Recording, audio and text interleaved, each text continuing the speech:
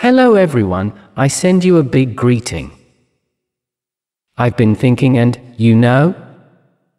maybe I'd like to make the videos a bit more intimate, addressing the listener directly.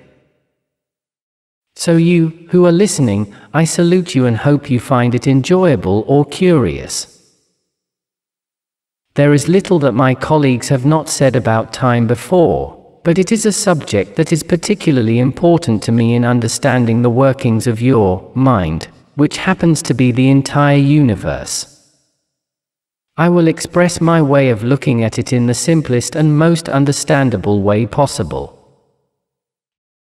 Right there, where you are right now, sitting in your chair, your armchair, your couch, your sofa, your bed, cooking, exercising, walking or enjoying the scenery while listening to me speak, time does not actually have to be moving forward.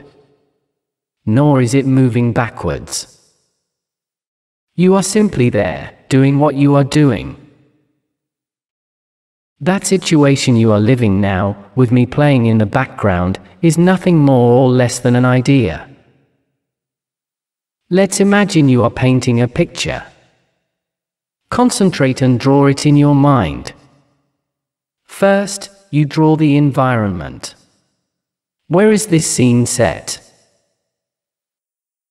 In a house? Outdoors? Then, you add the following information. Is it night? Is it daytime? Is it sunset, perhaps? Now, you start to draw certain elements in that picture. For example, the main character in this scene. Let's say this person is a teenager, because he's been living here for 14 years since he was born. We're going to draw that key ring he's had since he was a little boy, that computer he was recently given. And we'll also draw him looking at a magazine, thinking about the game he's going to buy in 2 months' time.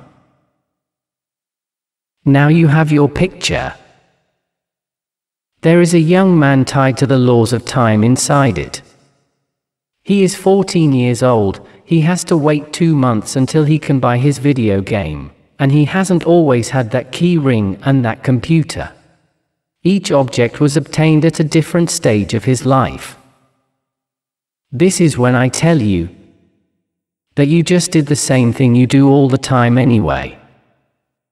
That drawing didn't need to exist for 14 years for that teenager to be that age. In reality, everything that we have captured in that drawing is nothing more than ideas, represented in a frame of reality, that we have called a picture. Right now, you hold the idea that you are of a certain age, that you have a certain amount of time left until this or that, and that you carry with you thousands of memories accumulated throughout your life. But guess what? All these are those ideas and concepts that you, from a higher plane, decide to capture in this picture of your life, which you have decided to call reality. That is, context for your character. This also means that the very fact that one event follows another event, and the frame turns into an animation, is also an idea. A rule for the game that you have decided that this is how you want it to work. Hence the idea that from your perspective, nothing is real and everything is. Even so, yes, there is a certain perception of linearity that you have decided to impose on yourself. What for? Let's just say that, playing a video game or watching a movie by jumping to the end, then the beginning, then the middle, then 3/4 of the game or movie, and so on, is not much fun, is it?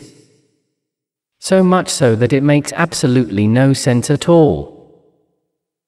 Having understood this, and to finish for today, I'll give you one more idea.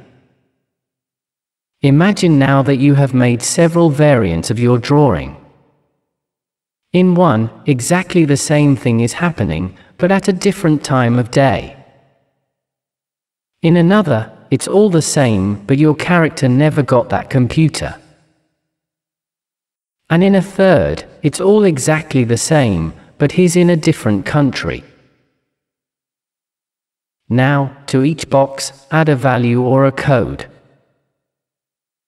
Let's simplify it by numbering them as 1, 2, and 3. Now, I ask you the following question. What happens when someone asks you to travel to Earth, where that character of yours is, to visit them? They will have to specify more data, because there are 3 different variables in this case. If you have understood this, now multiply that data as many times as many variables you can imagine. Perhaps this can help you understand a little better why it is not difficult to get lost making time jumps, why time is not really linear, and above all, that all the temporal, geographical, and circumstantial situations that you can imagine can be represented in codes, which in turn keep or represent that contextual information, that context, which will give meaning and life to your painting. There are still things I would like to say about my way of seeing or understanding how time works, but I think I will leave the subject here for now, so as not to make it too dense. For now, I'll leave you with the following questions, which I'd like you to think about until next time. How does time work in dreams? What do you think is the difference between the way time works in dreams and this reality that you are perceiving right now? It's not for you to answer me. It is for you to think about it.